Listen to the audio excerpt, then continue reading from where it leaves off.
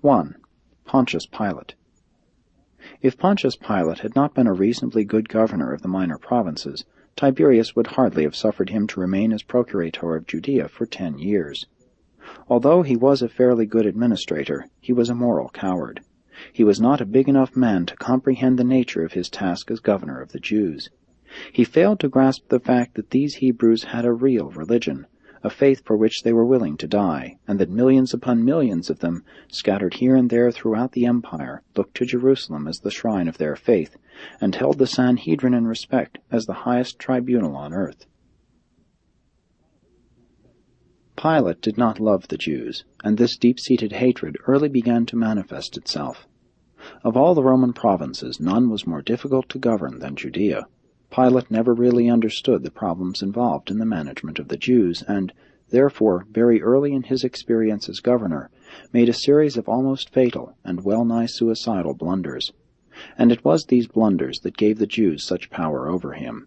When they wanted to influence his decisions, all they had to do was to threaten an uprising, and Pilate would speedily capitulate.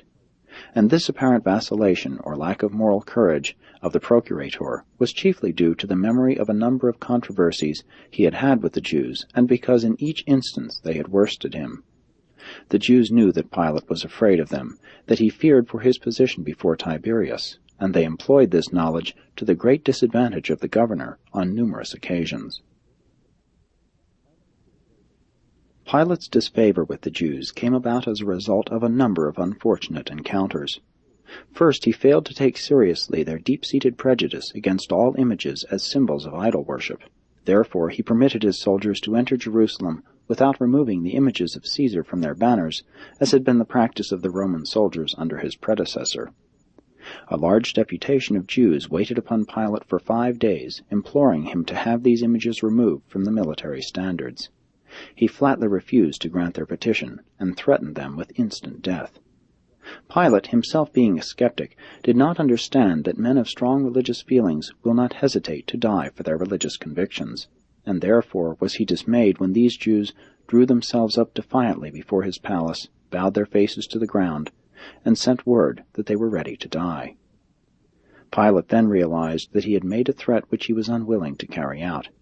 He surrendered, ordered the images removed from the standards of his soldiers in Jerusalem, and found himself from that day on, to a large extent, subject to the whims of the Jewish leaders, who had in this way discovered his weakness in making threats which he feared to execute. Pilate subsequently determined to regain this lost prestige, and accordingly had the shields of the emperor, such as were commonly used in Caesar worship, put up on the walls of Herod's palace in Jerusalem. When the Jews protested, he was adamant.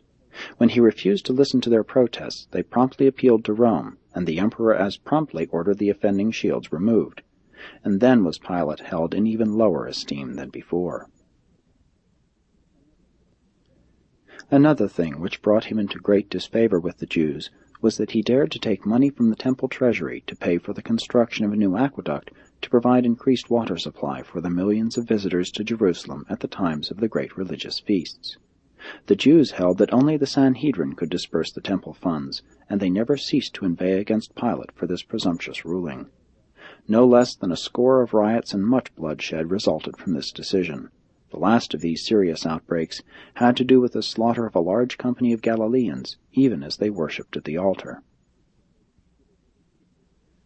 It is significant that, while this vacillating Roman ruler sacrificed Jesus to his fear of the Jews and to safeguard his personal position, he finally was deposed as a result of the needless slaughter of Samaritans in connection with the pretensions of a false Messiah who led troops to Mount Gerizim, where he claimed the temple vessels were buried, and fierce riots broke out when he failed to reveal the hiding place of the sacred vessels as he had promised. As a result of this episode, the legatus of Syria ordered Pilate to Rome. Tiberius died while Pilate was on the way to Rome, and he was not reappointed as procurator of Judea.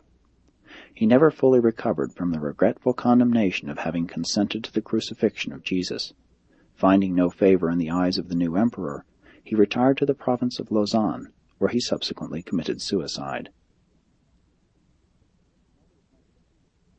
Claudia Procula, Pilate's wife, had heard much of Jesus through the word of her maid-in-waiting, who was a Phoenician believer in the gospel of the kingdom.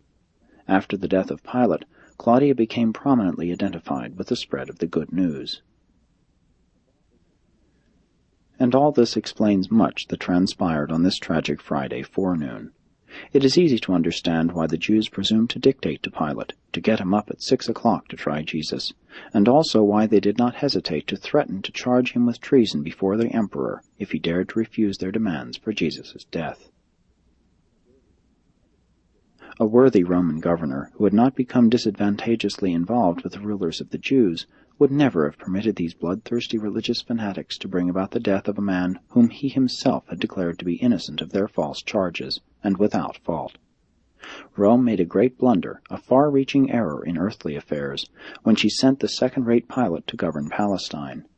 Tiberius had better have sent to the Jews the best provincial administrator in the empire.